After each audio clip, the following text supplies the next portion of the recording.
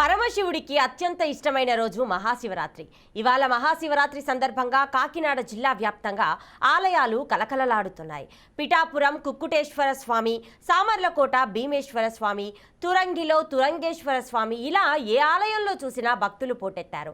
భారీగా క్యూ లైన్లు దర్శనమిస్తున్నాయి. హరహర మహాదేవ శంభో శంకర నినాదాలతో ఆలయ ప్రాంగణాలు మార్మోగుతున్నాయి. 364 రోజులు ఆలయాలకు వెళ్ళకపోయినా ఇవాళ శివుణ్ణి దర్శించుకుంటే మంచి కలుగుతుందని భక్తుల ప్రగాఢ విశ్వాసం.